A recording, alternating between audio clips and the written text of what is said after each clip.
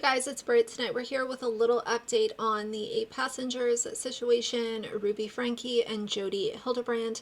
This won't be a super long video, but I do think that it's important. So if you're interested, please keep watching.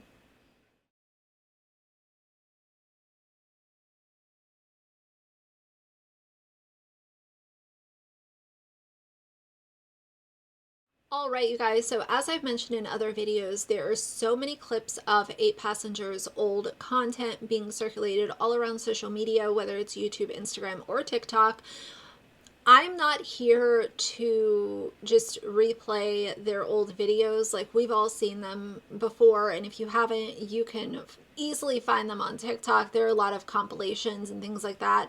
I just feel like it doesn't really make a whole lot of sense for me. I'm at a certain point, it just feels like over exploitation, if you know what I mean. But there is this one clip that I found very interesting.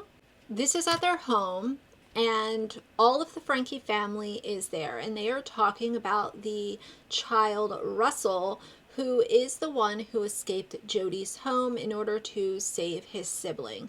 And you guys know that I don't like just constantly saying these kids' names, because my hope is always that family vloggers will take their kids off social media, and then my videos, I wasn't saying the kid's name 572 times. Not saying that it's foolproof, but I do my best. So, and as far as sharing their image, I never do that. But I want to say this. With Russell, this clip is very telling. So let's watch it and then I'll share my thoughts. Russell is incredibly mature for his age. His ability to empathize with other people and to connect with them at an age of 10 is incredible. Like, he truly thinks about... So very empathetic, according to Kevin. Very empathetic and willing to connect with other people and help other people. And this is when the child was only 10 years old. So yes, it was recent, but we're also talking about literally a 10-year-old child. And I think that says a lot, especially considering that he is the one who escaped from Jodi's home in order to save his sister. That says so much, and we're not even done with the video yet. Other people and doesn't think about himself. And he's been that way ever since he was a little kid. Yeah, he's just born that way. I love Russell's sincerity. I don't think Russell knows how to tell a lie if he tried. He's so honest. I love his willingness to share. So he's very honest, according to Ruby herself. Here's the thing. A lot of kids, and I know that this is not applicable to every kid everywhere. That would just not be feasible. Most children do not lie about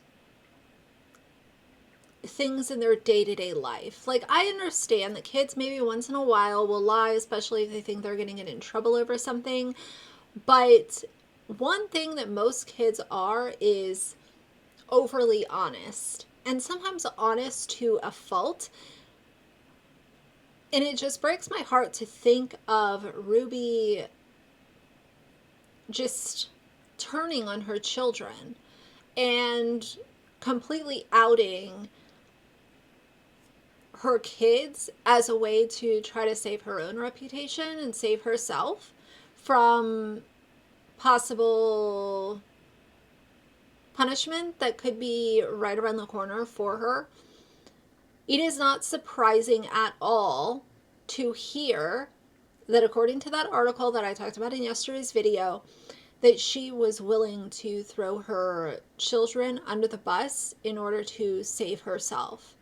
That is not surprising to me at all. And in 1 second, I want to play a video from an ex-Mormon who shares her thoughts about the entire situation.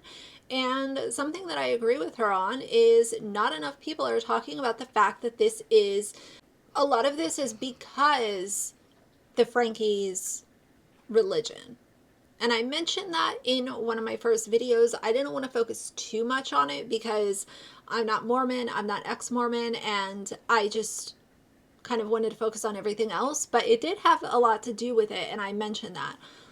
But to hear from people who are either current Mormons or especially ex-Mormons is very, very eye-opening, and it confirms that this is much deeper than just a mother who was mistreating her children. Way deeper than that.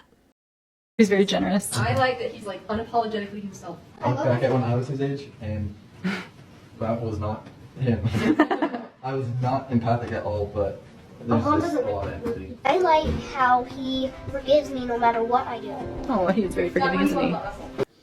He's very forgiving. Ruby knew that she had this sweet little son who was very forgiving, and she took advantage of that, and she mistreated not only him, but also her other child. Parents who take advantage of their children's innocence, or any adult who takes advantage of a child's innocence, those are the people that, in my opinion, should be underneath the jail. They don't even deserve to be in jail or in prison. They need to be underneath the damn prison. Let's listen to this girl, Yaya Camp. And somebody asked her, as an ex-Mormon, what her thoughts on the Franke situation is. The only thing I would add to the Ruby Franke discourse that I don't think is being talked about really is that like the cultural context of it being a part of the LDS faith is so important in understanding this case, and it's actually really predictable what's happened based on the systems of the LDS Church. And I think the reason why we're not hearing much about it is a lot of these creators who are reporting on it don't either understand the church as an active Mormon or a post-Mormon. So let me tell you what I think. So there's two different perspectives. If you are a current active member of the church, I think it's interesting how she said the creators that are covering this don't necessarily understand a lot of this because they aren't Mormon or ex-Mormon. And that's where I think it's really important to really gather everybody's thoughts, especially if they were part of that religion and have their own channels. I know Jordan and McKay, and there's that channel that Jodi Hildebrandt's niece was on called Mormon Stories Podcast. Channels like this who discuss more about the faith and the religion and some of the corruption that goes on with the Mormon church, those creators are really important in this conversation. And that's also why, like, I don't want to overstep my boundaries because I am not Mormon and I'm not ex-Mormon.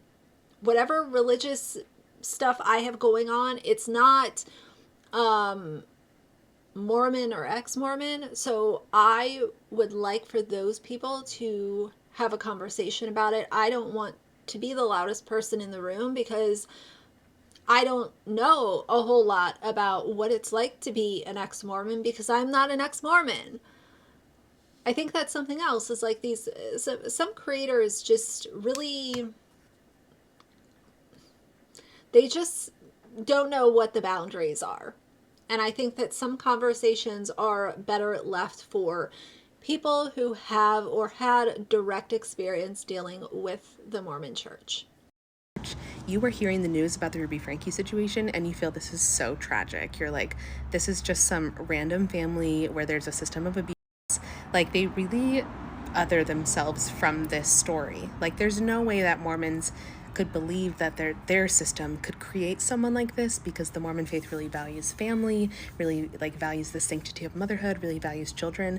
And so to a practicing Mormon, they're like, there's no way this could happen with a good Mormon family. Now, if you're an ex-Mormon, you're thinking to yourself, of course this would happen. Every single layer of garbage that came out of this Ruby Franke situation that's been unveiled in the last couple weeks is so predictably because of the Mormon church. It's so obvious. Let me break it down into layers and I'll show you what I mean. First, Mormons really value disciplined children. They want their children to be reverent and especially obedient.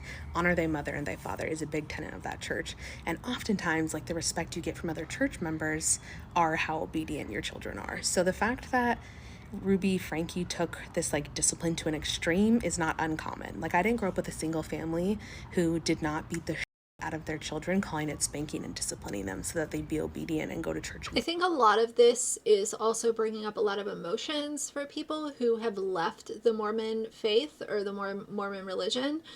And I also find that to be kind of interesting because I'm sure that it's bringing up a lot of memories and feelings, like really big feelings about things that some of these people who are now adults could have experienced as children growing up in the Mormon church, and some of the things that they had to go through as children, now taking in the Ruby Franke situation, thinking back to their own childhood. I feel like that is also just a really complicated kind of set of emotions that some people are also trying to process. This story is so much bigger than just a mommy vlogger who is gonna go to prison because she abused her children. This story is so deeply rooted in religion, indoctrination, brainwashing, all of the bad things. It just has a really dark underbelly, and I don't think that we even know 1/10 of the information that could end up coming out about this entire situation. It is so much more than mommy vlogger goes to prison. Be quiet. And when families escalate this disciplining, like, nobody is going to talk about it. Like, I'm sure you guys have seen that other creator who went to church with the Franke family and just saw them as kind of extremists. And like, that's how Mormons see it. Active Mormons are just like, oh, that's one weird family. But really, the church is a breeding ground for disciplining your children, and I think they take it too far. I also want to talk really quick about Ruby's sisters. A lot of people are saying, oh, her sisters are so much better than Ruby is. I love her sisters. I love watching her sisters on social media. I also want to say, just as kind of how I see it from my seat, her sisters have still exploited their children on social media. Just because they are not as bad as Ruby or not as evil as Ruby, I don't think that it's fair to say, oh, well, the sisters are great because they're not as bad as Ruby. The sisters still exploited their children. Bonnie still blanket trained her babies, which is a whole problem in itself. And if you stay consistent with it, that's the biggest thing with this. In the beginning with blanket time, you are going to feel like it's a disaster. And it is. It's really hard. And I have a headache every time I start. But if you stick with it, you will be able to tell your child to sit on a blanket, play with a few toys, and I leave my kids there for up to an hour. And the reason that I chose an hour is because that's how long sacrament is. That's how long a lot of meetings that we go to are. And so you start with about 10 to 15 minutes and you work your way up, and it depends on their age as well. I do not like to set a timer because something that this teaches is that blanket time starts when mom says and blanket time ends when mom says. If they're being really, really good, I'm not gonna take them off the blanket. They can stay and do what they're doing, even if it's past the time that the timer says. Or if blanket time needs to end a little bit early because they are just not having it that day, because sometimes that's gonna be the case. Then you can say, okay, mommy says blanket time is over, and you can let your little one run off the blanket, because what you really don't want to do is for the child to say, I'm done doing this, and get off the blanket. That doesn't teach him to be obedient. That doesn't teach him to listen to what you're saying. So you really got to be strict with it. So I think to say, oh, well, the sisters are okay because they didn't do what Ruby did, I just think is a completely unfair kind of award to hand to the sisters, because they have done their own set of really awful things. Number one, exploiting their children on social media, not giving them privacy, and not giving them the right to not have their images and information blasted all over social media. Most of the time. Second, mommy vlogging started with Mormons. Like, Ruby Franklie's one of the first big ones, but genuinely, like, if you look at any historical context, vlogging came from Mormon moms. And it's also a really big practice in the church to like be a family, publicly Mormon, and that's how you like live this idealistic life, and you like work really hard so that other people see you being Mormon. I remember being a little girl and being raised with the idea that like my testimony of Christ will shine through me and I'll be able to affect other people in my school who are not living like me because of how great my life is. Like they teach you that. Like, so the whole her trying to like mommy vlog and get really famous is like very Mormon. Like, that's a classic trope. 3, even if you look at Ruby's claims that one of her children was other children, including people in the neighborhood, I 100% could see that as true, knowing the culture of Utah Mormons. Not only does Utah literally have the highest concentration of sex offenders in the heart of Utah, but they also have programs within the church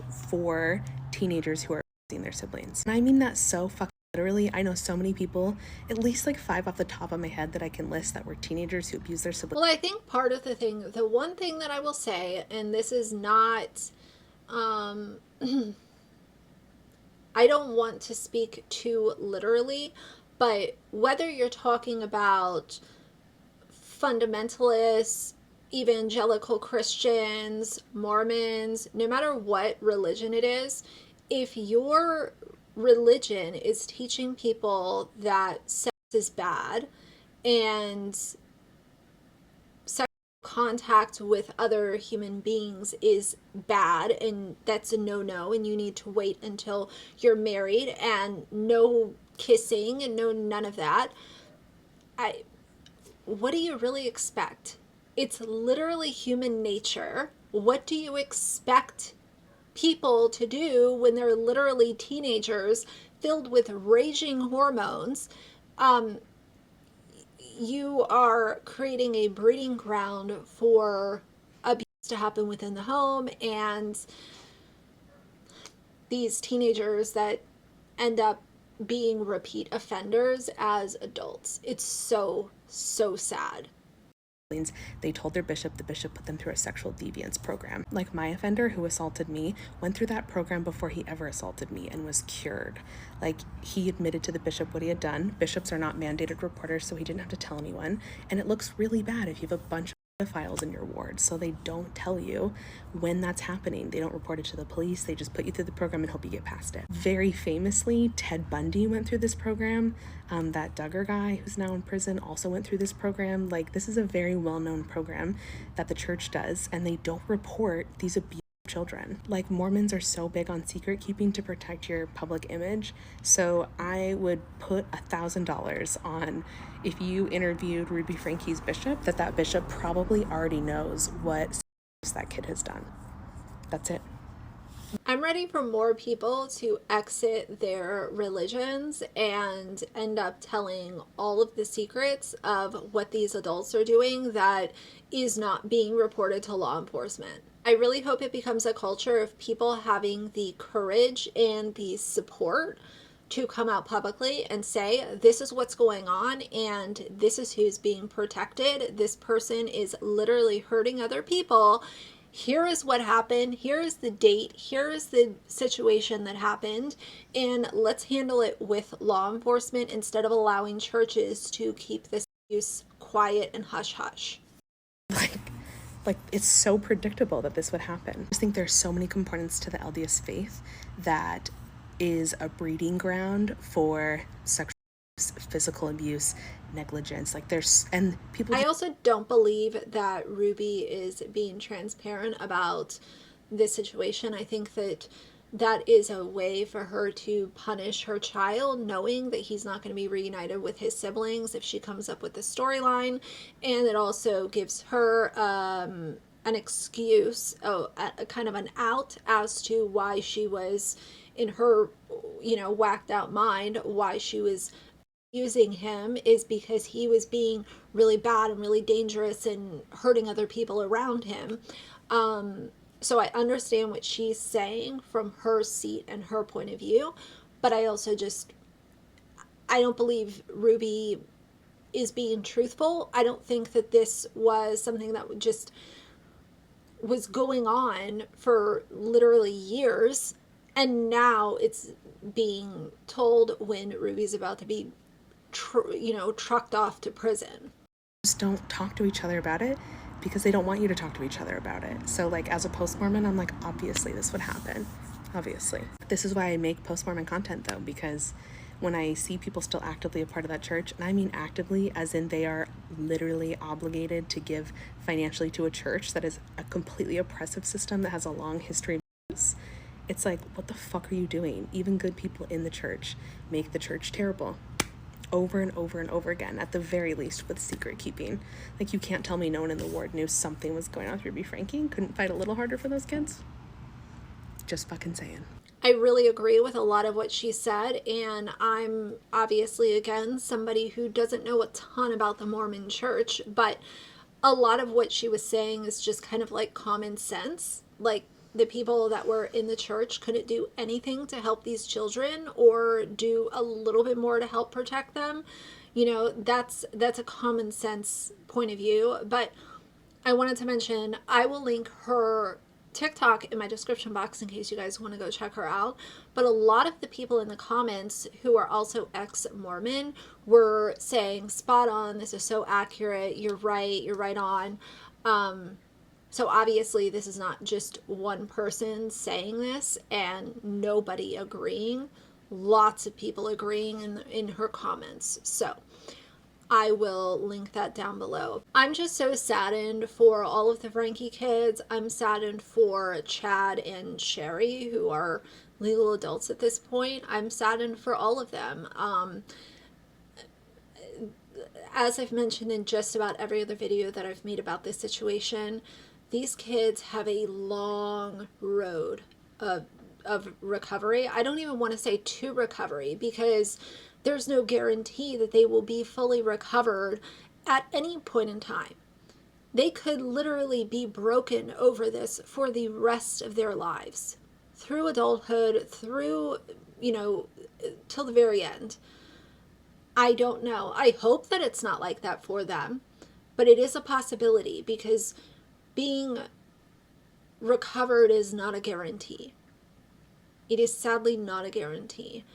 And I just hope that Jodi and Ruby both get, I hope they get what they deserve.